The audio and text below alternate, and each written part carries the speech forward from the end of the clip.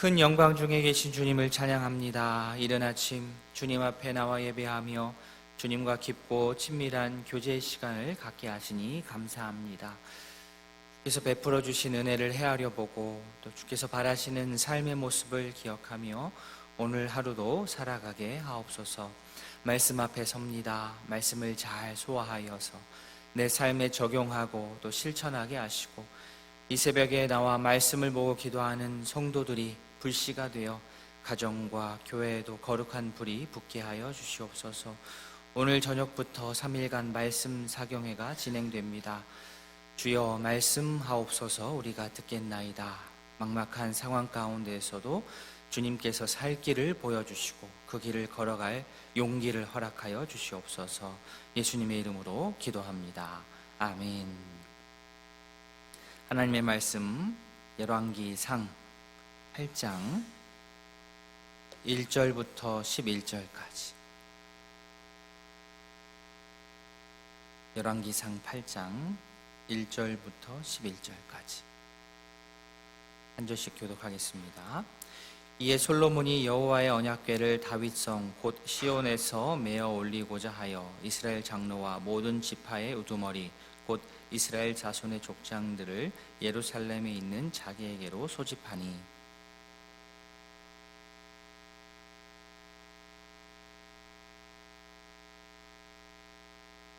이스라엘 장로들이 다 이름에 제사장들이 궤를 매니라.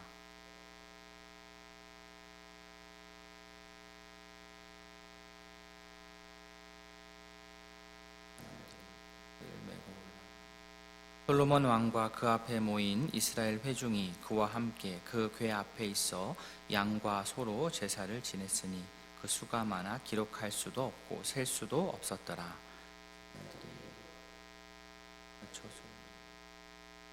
곧 성전의 내소인 지성소 그룹들의 날개 아래라.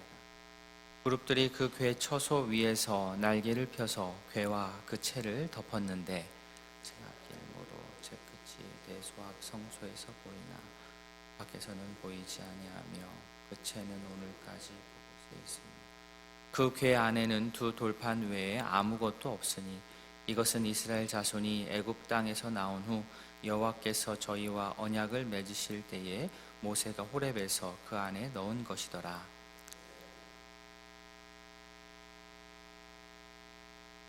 같이 봅니다.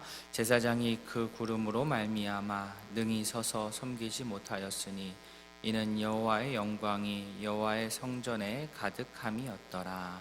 아멘. 솔로몬이 성전을 완공하고 성전 봉헌식을 합니다. 성전을 완공한 후에 언약궤를 안치하는데 바로 안치하는 게 아니라 조금 그 사이에 시간이 있습니다. 계산을 해보면 성전 완공 후 약 1년 가까이 11개월 정도 그 뒤에 이 언약궤가 이제 옮겨집니다.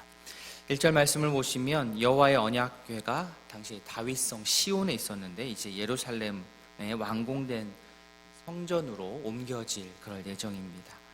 솔로몬은 이렇게 언약궤를 운반하기 위해서 이 준비를 하기 위해서 이스라엘 장로들과 또 모든 지파들의 우두머리를 예루살렘으로 다 모이게 합니다. 소집을 딱 합니다.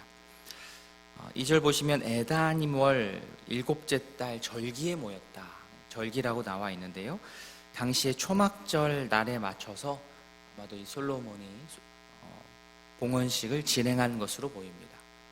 아무 날에다 해도 되겠지만 더 의미를 더하기 위해서 이 초막절에 맞추어서 이 식을 진행한 것으로 보입니다. 이렇게 봉헌식 날을 정하여서 하나님께서 아브라함과 또 모세에게 주신 언약을 이렇게 성취한 것에 대해서 진심으로 감사하고 또 성전을 중심으로 한 이러한 말씀에 기초한 그런 공동체를 이루어서 새로운 역사를 딱 시작하고자 하는 그러한 마음이 이 성전 봉헌식 그리고 언약궤를 옮기는 이 모든 일에 녹아 들어 있다라고 볼 수 있습니다. 건물이 참 중요합니다. 건물 중요합니다. 성전 건물 중요합니다. 그러나 그렇다고 해서 건물이 중심이 될 수는 없습니다. 성전에 임재하신 그 하나님, 그 하나님의 말씀에 순종하려는 그 사람들이 신앙의 공동체를 이룬다라는 것을 우리가 꼭 기억해야 되겠습니다. 언약궤를 옮겨와서 안치하는 일에 온 이스라엘이 함께합니다. 궤와 성막 안에 거룩한 기구들을 메고 올라간 사람들은, 주도한 사람들은 제사장들, 또 레위 사람들이었지만 이 일에 모든 이스라엘 사람들이 한 사람도 빠지지 않고 한 마음으로 동참했습니다. 1절에서도 모든 지파 이렇게 나오고요, 2절에서도 이스라엘 모든 사람 이렇게 나옵니다. 그러니까 각자 맡은 역할들은 조금씩 다를지 모르지만 마음만은 하나였습니다. 5절 앞부분에서 솔로몬 왕과 그 앞에 모인 회중들이라고 했습니다. 모든 사람이 그 궤 앞에서 양과 소로 제사를 드렸습니다. 하나님을 공동체와 삶의 중심에 모시는 이 일에 온 이스라엘이 지파와 신분을 뛰어넘어서 한 마음과 한 뜻으로 함께한 것입니다. 공동체원들이 하나 된다라는 것 중요하죠. 하나 되게 하는 것, 우리가 연합하는 것, 단합하는 것, 여러 가지 방법이 있을 수 있습니다. 유능하고 목소리가 좀 크고 재력이 있고 학식이 많고 수완이 좋고 어떤 그러한 인물을 중심으로 하나를 이룰 수도 있겠습니다. 또는 함께 같은 공통된 어떤 취미 생활을 하면서 또 맛있는 거 먹으면서 하나 될 수도 있습니다. 다 필요합니다. 다 좋습니다. 그러나 믿음의 공동체라고 한다면, 신앙의 공동체라고 한다면 분명하게 그러한 것들을 한다 할지라도 그 중심에는 분명히 하나님을 중심으로 우리가 연합하고 하나됨을 우리가 이루어 나아가야 합니다. 그것을 꼭 기억을 해야 됩니다.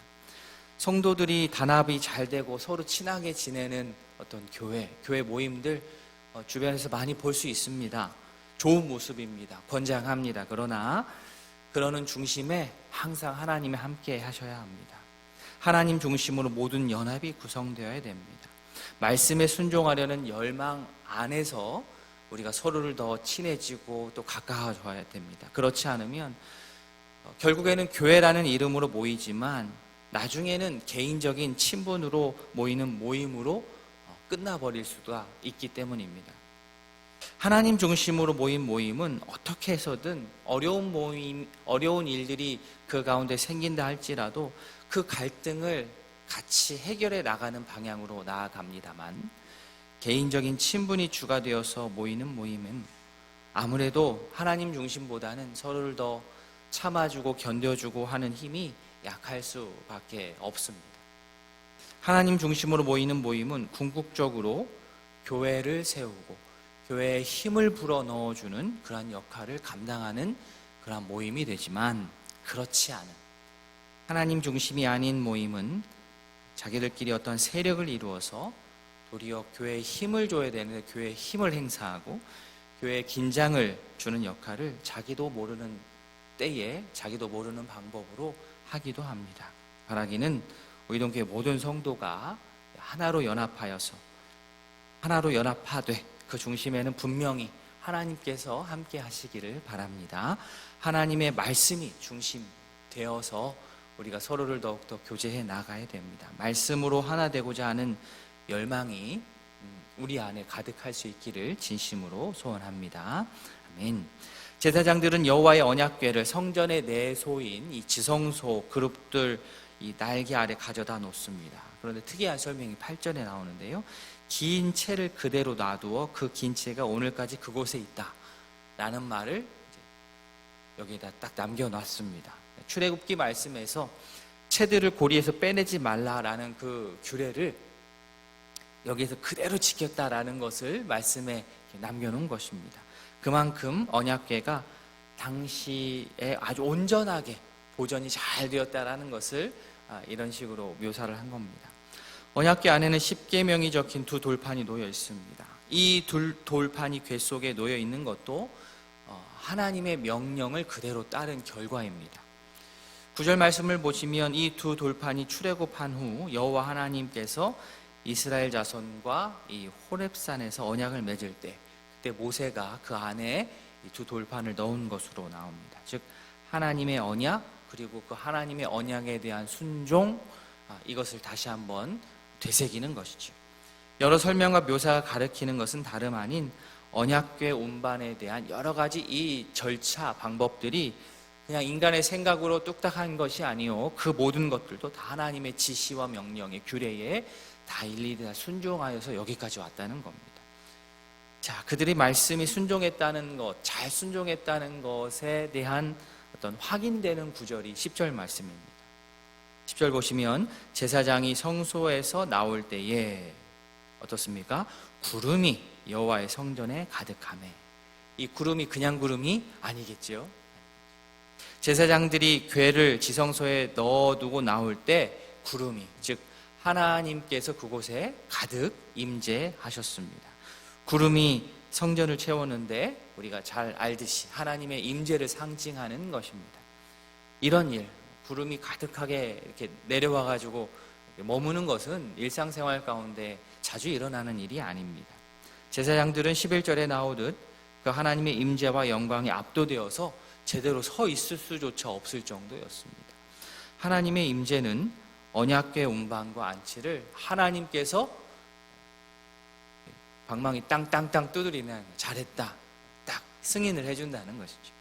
하나님께서 임재하시는 것, 어떤 외적인 성전 모양 때문이 아니고 백성들이 말씀에 따라 아주 잘 순종해 왔기 때문에 하나님께서 그들의 모든 행위들을 승인하시는 겁니다. 말씀에 순종하는 백성 가운데에 하나님께서 함께 하십니다.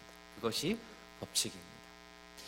하나님을 중심으로 하나 되어 하나님의 말씀에 순종하는 공동체에는 하나님의 놀라운 영광으로 하나님께서 함께 하십니다.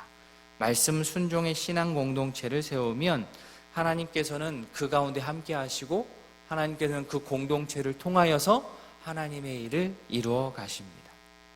바라기는 우리 가정이, 또 우리 공동체, 우리 우이동교회가 하나님을 중심으로 연합한 그러한 공동체, 하나님의 말씀을 따라가는, 하나님의 말씀을 순종하는 그러한 공동체, 그래서 하나님의 놀라운 영광이 가득한 그러한 교회, 가정, 그리하여서 세상에 참된 희망을 비추는 그러한 교회 될 수 있기를, 가정 될 수 있기를 진심으로 소원합니다. 아멘.